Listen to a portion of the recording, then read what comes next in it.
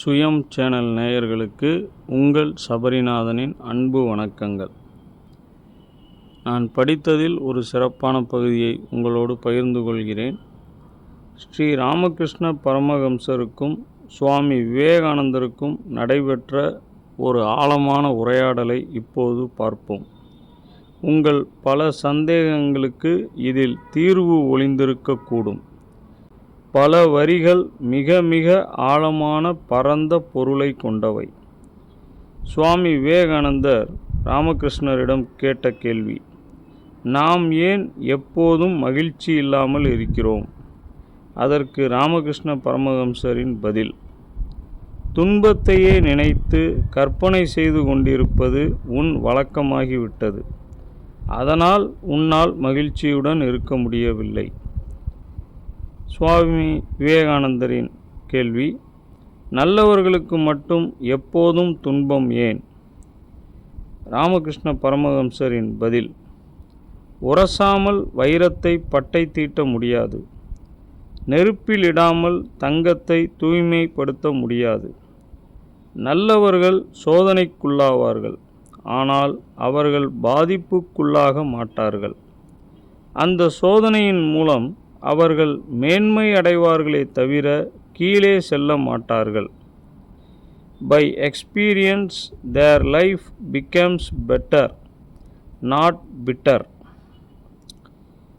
சுவாமி விவேகானந்தரின் கேள்வி: அப்போது சோதனைகள் நன்மைக்கு என்று சொல்கிறீர்களா? அதற்கு ராமகிருஷ்ண பரமஹம்சரின் பதில்: ஆம். அனுபவத்தை விட பெரிய ஆசிரியர் வேறு யாரும் இல்லை. அது முதலில் சோதனையை கொடுத்துவிட்டு பிறகுதான் பாடத்தை போதிக்கும். சுவாமி விவேகானந்தரின் கேள்வி: கணக்கற்ற பிரச்சனைகளில் மூழ்கி தவிப்பதால் நாங்கள் எங்கே போகிறோம் என தெரியவில்லை. அதற்கு ராமகிருஷ்ண பரமஹம்சரின் பதில்: வெளியே பார்த்தால் எங்கே போகிறோம் என்று உனக்கு புரியாது. உனக்குள்ளே பார், புரியும். கண்களால் பார்க்கத்தான் முடியும், ஆனால் உள்ளத்தால் தான் வழியை காட்ட முடியும். Eyes provide sight, heart provides the way. Swami விவேகானந்தரின் கேள்வி: சரியான பாதையில் போகும்போதும் தோல்வி அடிக்கடி ஏற்படுகிறதே. அதற்கு ராமகிருஷ்ண பரமஹம்சரின் பதில்: செல்லும் பாதையில் வெற்றி என்பது பிறரால் அளக்கப்படுவது, ஆனால் அதில் கிடைக்கும் திருப்தி என்பது உன்னால் மட்டுமே உணரப்படுவது. சுவாமி விவேகானந்தரின் அடுத்த கேள்வி: கடினமான சூழ்நிலைகளில் எப்படி நீங்கள் உற்சாகம் குறையாமல் உத்வேகத்துடன் இருக்கிறீர்கள்? அதற்கு ராமகிருஷ்ண பரமஹம்சரின் பதில்: எப்போதும் இனி எப்படி போகப் போகிறோம் என்று அச்சப்படுவதை விட, இதுவரை நீ எப்படி வந்திருக்கிறாய், எதையெல்லாம் கடந்து வந்திருக்கிறாய் என்று பார். உனக்கு கிடைத்த வரங்களை எண்ணிக்கொள், இழந்தவைகளை அல்ல. சுவாமி விவேகானந்தரின் அடுத்த கேள்வி: இந்த மக்களை நினைத்து நீங்கள் வியக்கும் விஷயம் எது?